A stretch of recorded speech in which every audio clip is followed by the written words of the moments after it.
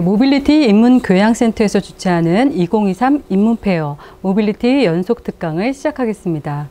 저는 오늘 K-스토리텔링과 문화이동이라는 주제로 강의를 맡게 된 한경국립대학교 서성은입니다. K-콘텐츠 또는 K-컬처라는 용어가 전 세계적으로 회자가 되면서 이 K-콘텐츠가 그야말로 퀀텀 점프의 시대를 맞았다라는 평가를 받고 있습니다. 퀀텀 점프는 물리학 용어인데요. 어떤 변화가 점진적으로 완만하게 진행이 되는 것이 아니라 계단을 뛰어오르듯이 정말 급격한 변화를 맞고 있다라는 것입니다. 그래서 이 K-콘텐츠가 사실은 이전에는 한류라는 이름으로 특히 TV 드라마를 중심으로 아시아권 중심으로 확산이 되었다면 지금의 이 K-콘텐츠 시대 또는 K-컬처의 시대에서는 전 세계적으로 정말 그야말로 진정한 의미에서 글로벌 콘텐츠로 확산되고 있다, 이동하고 있다라고 하는 것이 특징일 수 있겠습니다. 그래서 영화 분야에서는 그야말로 너무도 잘 아시겠지만 기생충이 세계 영화사를 다시 썼고요. 미나리라고 하는 영화도 그렇습니다. 그다음에 OTT 분야에서는 오징어 게임이 넷플릭스 최장 기간 1위라고 할 정도로 폭발적인 전 세계적인 신드롬을 일으켰고요. 그 이후에도 스위트홈이라던가 그 지금 우리 학교는이라던가 소년심판이라던가 하는 굵직한 K-드라마들이 굉장히 좋은 호평을 아직까지도 받고 있습니다. 그래서 넷플릭스는 한국에 1조 5천억을 투자하겠다라고 하면서 2023년에 넷플릭스의 그 K 콘텐츠 개봉작이 무려 34편에 달할 정도로 굉장히 글로벌 플랫폼에 있어서 K 콘텐츠의 위상이 달라지고 있고요. K-팝 분야에서는 BTS를 대표해서 또는 블랙핑크 이런 K-팝 그룹들이 BTS 같은 경우에는 기록소년단이라고 하는 별명이 있을 정도로 그야말로 세계 음악사의 어떤 기록들을 굉장히 계속해서 스스로 갈아치우고 있고요. 그다음에 이 BTS 같은 경우에 특이하게도 그 음악뿐만 아니라 이들의 스토리 세계가 유튜브와 같은 소셜 미디어를 넘어서 웹툰과 같은 웹 콘텐츠로 확장되고 있는 양상이 또 특징입니다. 네이버와 카카오는 국내뿐만이 아니라 해외에서도 웹툰 전쟁을 벌이고 있습니다. 그래서 이 웹툰이라고 하는 방식이 사실 K-콘텐츠의 독특한 것이거든요. 그러니까 그 외국에서는 만화를, 즉 코믹스를 그냥 이북으로 옮겨서 이렇게 우리가 원래 이북을 그 만화를 보듯이 좌에서 우로 넘기는 방식을 아직도 채택하고 있는데요. 우리의 웹툰은 세로 스크롤 방식이죠. 그래서 이 세로 스크롤의 웹툰을 가지고 해외에 진출해서 매출과 수익 면에서 세계 1위, 점유율은 아직은 아닌데요. 매출과 수익 면에서 유료화의 이 방식을 굉장히 탄탄하게 구축하면서 그 매출 면에서 세계 1위를 다투고 있습니다. 그래서 영국의 매거진인 모노클에서는 2021년 1월 기사에서 한국의 소프트 파워를 세계 2위로 평가를 합니다. 그래서 특히 또 옥스퍼드 영어 사전에 21년에 무려 26개의 한국어가 대거 등장을 했거든요. 등재되었거든요. 대박, 치맥 이런 그 한국 K-드라마에 자주 나오는 그 영어 단어들이 한국 단어들이 영어 사전에 공식적으로 등재가 되었습니다. 1975년에 김치가 최초로 등재된 이후로 한 45년간 20개의 단어밖에 없었거든요. 그런데 21년 한 해에만 26개의 한국어가 영어 사전에 공식적으로 등재된 것입니다. 그야말로 K-컬처의 시대라고 할 수 있겠는데요. 어떻게 이렇게 K-콘텐츠가 새로운 스타트가 가능해졌는가에 대해서 이제 각계각층에서 다양한 진단을 내놓고 있는데요. 첫 번째로 꼽는 것이 바로 유튜브라고 하는 소셜미디어의 확산, 그 다음에 모바일 퍼스트라고 해서 이 모빌리티의 확산, 그리고 무엇보다도 OTT의 등장을 꼽고 있습니다. 그래서 이것들을 아울러서 디지털 실크로드다. 이전에 그 육지의 그 육로의 실크로드가 아니라 디지털 실크로드다라고 해서 이 양상을 굉장히 중요하게 보고 있는데요. 특히 코로나19로 시작된 팬데믹은 OTT의 성장을 가속화했고요. 한국콘텐츠진흥원에 따르면 2020년 한국의 전체 수출액은 5.4% 감소했지만 K-콘텐츠의 수출액은 약 6.3% 증가했습니다. 비대면으로 인해서 역설적으로 가까워진 거리가 이 K-콘텐츠의 새로운 시작을 가능하게 했던 것입니다. 두 번째 배경은요, 우리나라 특유의 풍요로운 트랜스미디어 환경이라고 할 수 있겠습니다.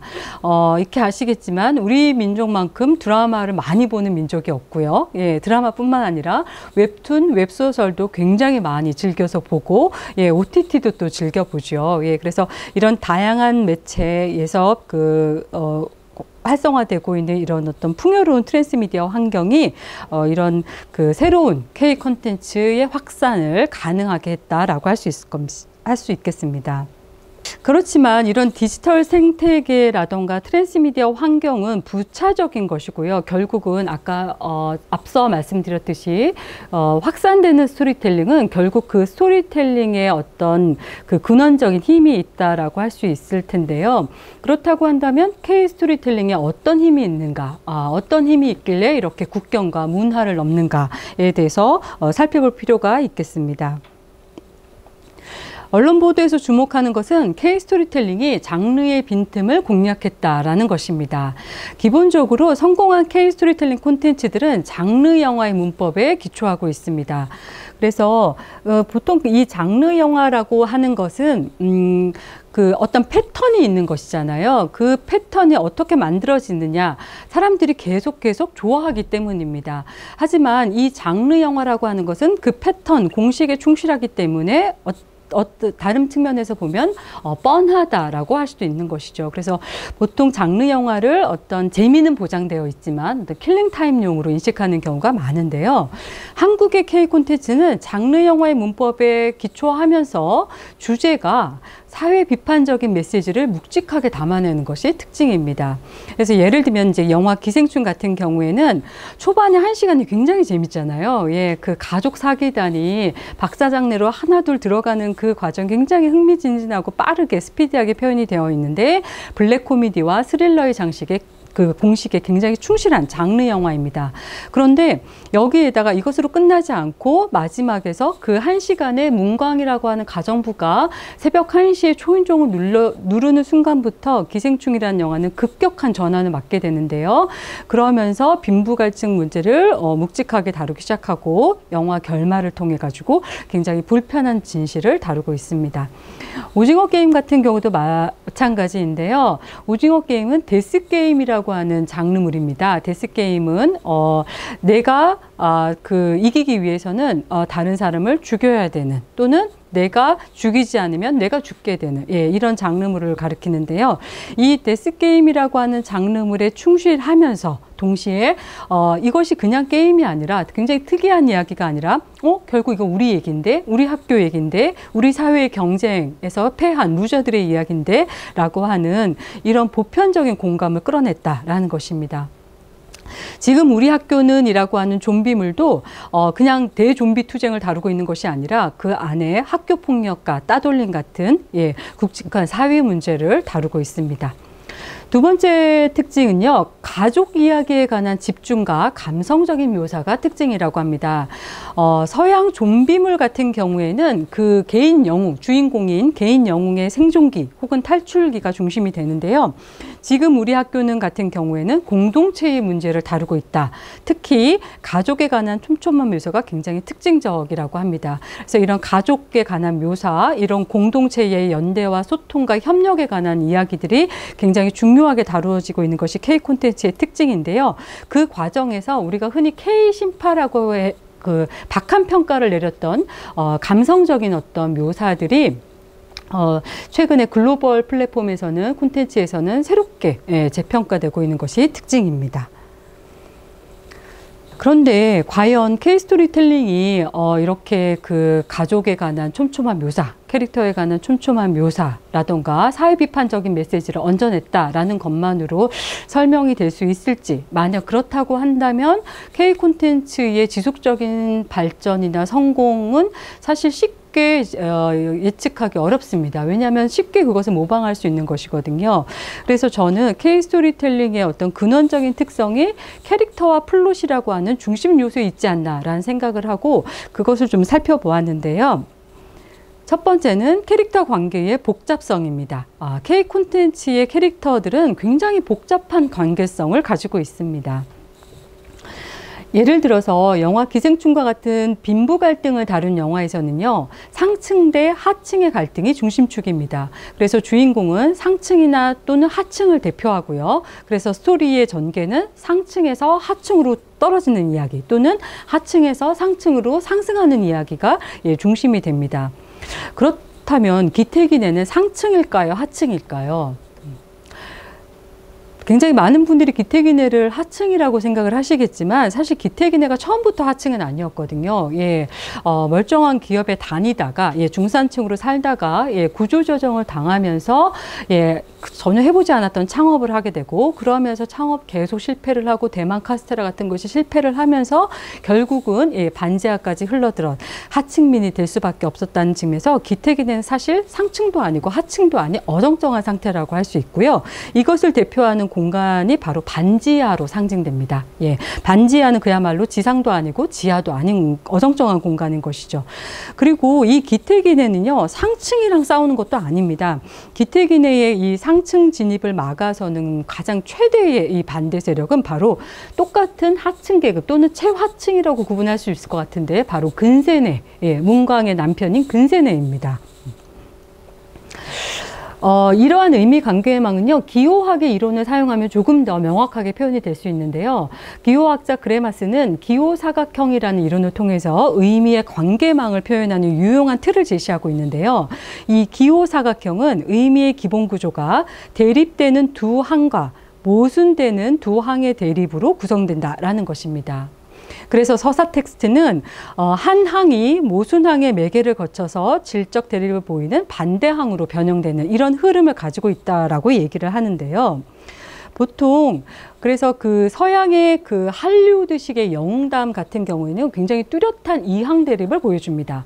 예를 들면 상층과 하층 또는 빈과 부, 시와 비, 옳고 그름 또는 선과 악, 미와 추 이런 어떤 굉장히 뚜렷한 이항 대립 간에서 이쪽이냐 저쪽이냐를 가지고 이야기되는 경우가 많은데요. 그래서 이 서사 텍스트가 진행되는 과정도 상층에서 시작을 해서 비하층, 모순항을 거쳐서 하층으로 가는 이야기 또는 반대로 하층에서 시작해서 비상층을 거쳐서 상층으로 가는 이야기가 대부분입니다. 이런 흐름을 보여주고 있다라는 것이죠.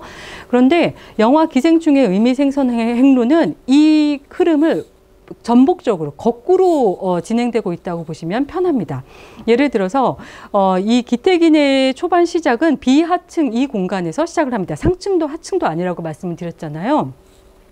그래서 이 비하층에서 시작을 해서 아들 기우를 핏두로 해서 이 상층, 이 박사장내로 진입하는 데 성공합니다. 하지만 이 근세네라고 하는 똑같은 하층의 반대에 맞물려서 상층으로 전혀 계획하지 않았던 상층이 아닌 공간으로 다시 굴러떨어지는 이야기가 바로 기생충의 의미 생성 구조입니다.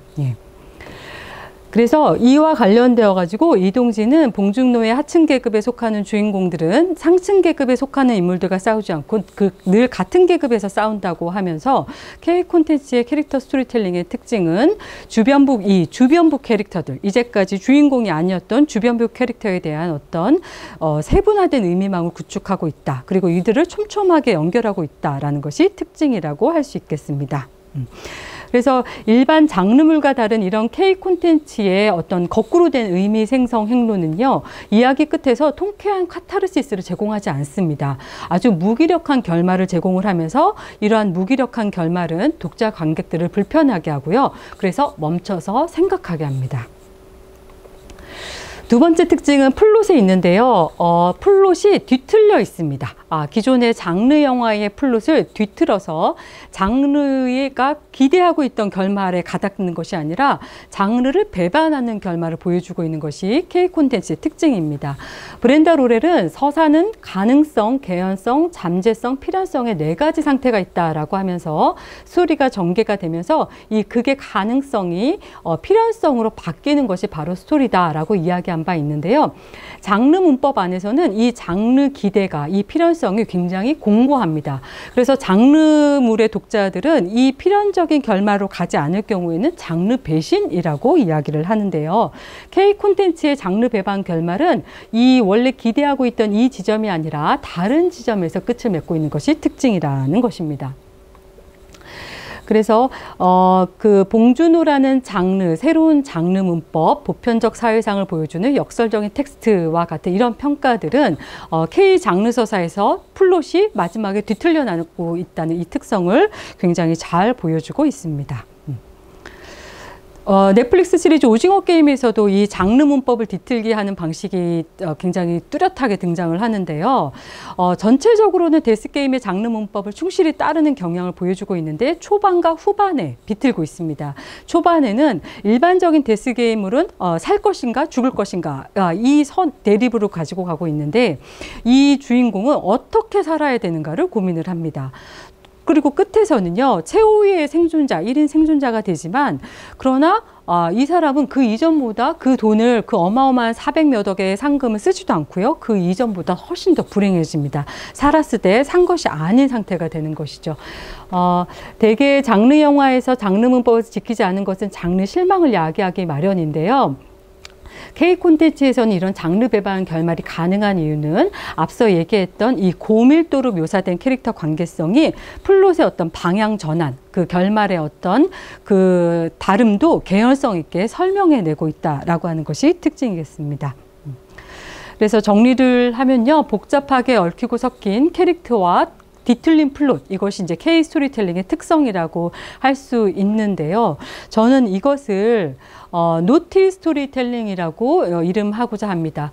이 노티라는 말은 복잡하게 얽히고 설킨 또는 울퉁불퉁하게 뒤엉킨이라는 뜻을 가지고 있는데요.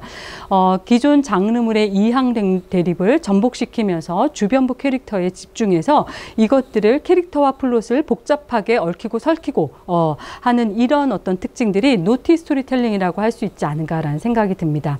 그런데 이 노티라는 단어가 K가 묵음이잖아요. 그거가 굉장히 의미심장하다고 저는 생각을 하는데요.